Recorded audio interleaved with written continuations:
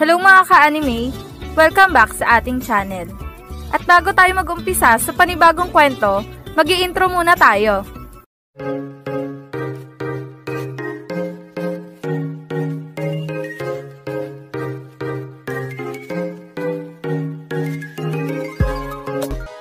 Bago natin simulan ang panibagong kwento ng high school league, gusto ko lang ipaalala sa inyo ng paulit-ulit na ang kwentong ito ay isang fan-made lamang na nabasa ko lang sa isang site at hindi ito kasama sa totoong kwento ng Slam Dunk. Ngayon, kung nagustuhan niyo ang ganitong kwento, please pa-like ng ating video at pa-follow na din sa ating Bilibili account na Tagalog Anime Manga. Tara, umpisahan na natin ang chapter 107 ng International League. Nakagawa nga ng isang napaka-solid na tres itong si Sendo na naging dahilan upang tuluyan na nga nilang makuha ang kalamangan laban sa Kuzo. Ngunit, dahil sa sobrang desperado itong mamalalaro ng Kuzo, agad na nalusutan itong si Jin ang ginawang depensa ni Sendo sa kanya. At nang gagawa na sana itong si Jin ng isang layup, bigla namang sumulpot sa kanyang harapan itong si Akagi na naging dahilan upang magsabayin sila sa itaas. Ngunit, laking gulat nitong si Akagi dahil na nga sa nakita niya itong si Sanji na nalibre na sa ilalim ng basket at nakaabang na ito para sa gagawing pasa ni Jin sa kanya. Ano? Patay! Hindi ko naisip na malilibre ang Sanji na to. Naku po, paano na to? Hindi ko mahahabol ang gagawing pasa ni Jin. Siguradong puntos na nila ito. Yan ang sabi ni Akagi sa kanyang sarili na talaga namang hindi na mapakali. Habang itong si Jin naman ay agad na nagakmang ipapasa ang bola papunta kay Sanji. Subalit, bigla niya din namang nakita itong si Sendo na nasa harapan na ni Sanji. Ano? Paano siya nakapunta ng ganun kabilis kay Sanji? Patay na. Siguradong magagawa niyang makuha ang bola kapag ipinasa ko pa ito kay Sanji. Naku po, delikado ako. Kailangan ko makaisip ng paraan. Yan ang sabi ni Jin sa kanyang sarili na naging dahilan upang tuluyan na nga siyang masupalpal nitong si Akagi sa itaas at tuluyan na silang dalawang tumilapot sa sahig dahil sa lakas ng kanilang pagbungguan sa taas. Habang itong referee naman ay biglang pumito ng sobrang lakas. Foul! Red number 4! 2 free throw number 15! Yan ang sigaw ng referee na labis na ikinagulat nitong si Akagi. Ano? Paano naging foul yun? Bola ang natapik ko Kaasar naman sayang yung ginawa kong pagpigil sa kanya. Yan ang sabi ni Akagi na talaga namang naiinis. Habang itong mamanonood ay talaga namang nagulat din sa ginawang supalpal nitong si Akagi kay Jin. Nagawang masupalpal ng sentro ng Shouko na to itong si Jin? Pero sobrang bihira lang masupalpal itong si Jin Dahil sa bawat manlalaro na sumasabay sa kanya, meron itong naiisip na paraan upang hindi siya masupalpal. Pero nung sinabayan siya nitong sentro ng Shouko kanina, parang nablangko ang kanyang utak at hindi na siya nakapag-isip pa ng paraan upang maiwasan ang pagsupalpal sa kanya na may number 4 na to. Grabe, matindi pala itong sentro ng Shouko. Nagawa niyang masupalpal ang isa sa mga top player ng Kuzo. Yan ang usapan ng mga manonood nang biglang pumito ang referee. Kuzo, number 15, pumeso ka na dito at maganda ka na para sa dalawang free throw mo. Yan ang sigaw ng referee na naging dahilan upang pumeso agad itong si Jin sa free throw lane.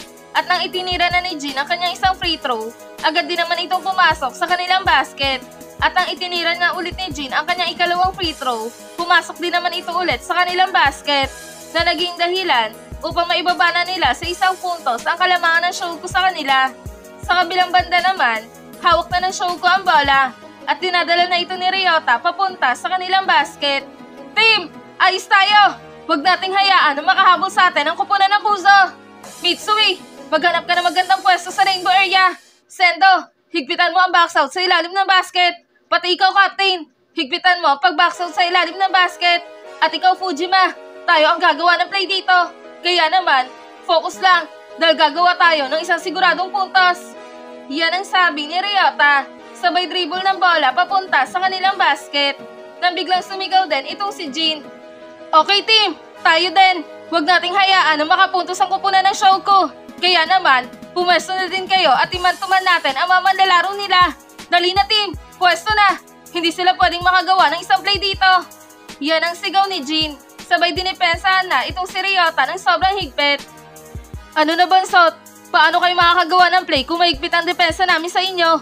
Ngayon, dito natin masusubukan ang pagiging malahalimaw mo kung gumawa ng play. Makikita na natin kung hanggang saan nga ba talaga ang IQ ng isang point guard ng Shouko. Yan ang sabi ni Jin. Nakakaasar. Ang tindi talaga ng depensa ng Kuzo na to. Pati si Fujima nahihirapan sa depensa ng kanyang katapat. Ngayon, kanino ko ipapasa ang bola? Hindi naman pwede kay Mitsui dahil hindi ito makalusot sa nagbabantay sa kanya. Hindi din naman pwede kay Senda Takagi dahil baka makuha lang ng Kuzo ang bola kapag ipinasa ko sa loob ito. Mukha no choice na ako. Kailangan ako ang kumilos sa aming kupunan. Yan ang sabi ni Ryota. Sabay dribble ng bola at sinimula ng umatake sa depensa nitong si Jin.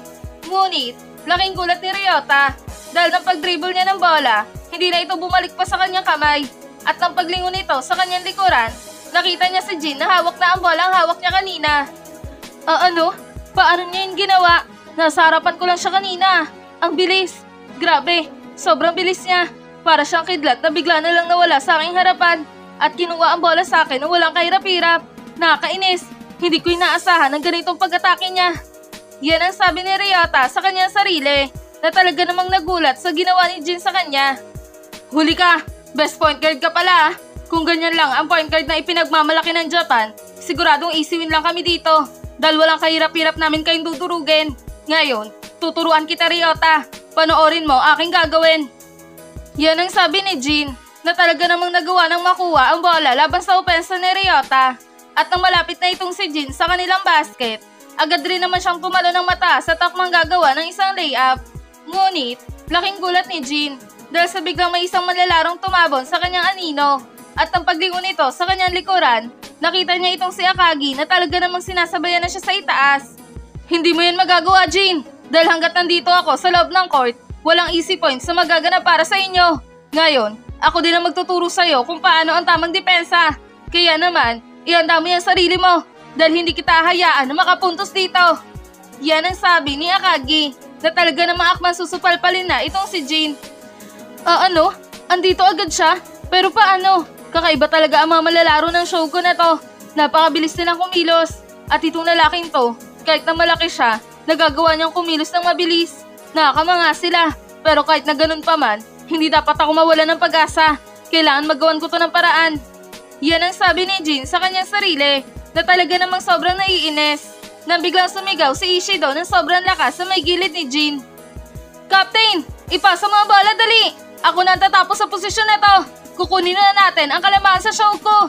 Yan ang sigaw ni Ishido na talaga namang nakahanda na para kunin ang bolang ipapasa ni Jin sa kanya. Habang itong si Jin naman ay napabulong na naman sa kanyang sarili. Tama! Wala nga talagang imposible sa mga malalaro ng show ko. Meron nga talaga silang talento na walang ibang malalaro. Nakakabilib kayo mga malalaro ng show ko. Subalit, kahit na ganun pa man, malas pa din kayo dahil kami ang inyong nakaharap. Sayang kayo. Yan ang sabi ni Jin sa kanyang sarili. Sabay drop pass ng bola papunta kay Ishido. At nang hawak na ni Ishido ang bola, hindi na ito nag-aksaya pa ng oras. At agad na tumalon at takmang gagawa ng isang jump shot. Ngunit, laking gulat nitong si Ishido. Dahil na nga sa biglang nakabawi agad itong si Akagi sa kanyang depensa. At talaga namang si Ishido naman ang kanyang sinabayan sa itaas. At sa pagkakataon na to, talaga namang tinakpan na nitong si Akagi ang lahat ng butas na malulusutan nitong si Ishido. Ano? Anong klaseng depensa ito? Sobrang lapad na lalaking to. Paano ako makakagawa ng puntos kung ganito ang kanyang depensa? Nakakainis. Delikado ako nito. Baka magawa niya ako masupalpal kapag nagpatuloy ang ganito. Ngunit, kanino ko ipapasa ang bola? Malabo ding magawa kung maipasa ang bola dahil sa napakatinding depensa ng Akagi na to sa akin. Patay na. Wala na akong mapupuntahan pa. Yan ang sabi ni Ishido sa kanyang sarili. Kahit magtulong pa kayong dalawa, Ishido at Jin, hindi kayo makakagawa ng madali ang puntos dito. Ngayon, humanda kayong dalawa dahil pares ko kayong ipapahiya sa laban na to. Yan ang sabi ni Akagi. Sabay supalpal na sobrang lakas sa bolang hawak nitong si Ishido. Habang itong si Fujima naman ay nagawa na ngang makuha ang bolang na supalpal ni Akagi kay Ishido. Kaya naman, mabilis na idrinibble ni Fujima ang bola papunta sa kanilang basket.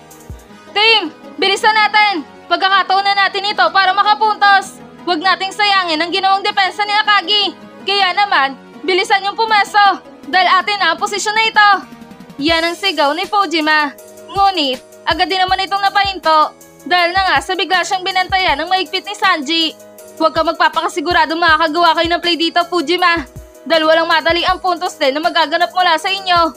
Yan ang sabi ni Sanji. At dito na nagtatapos ang Chapter 107 ng International League. Isa na nakakabiting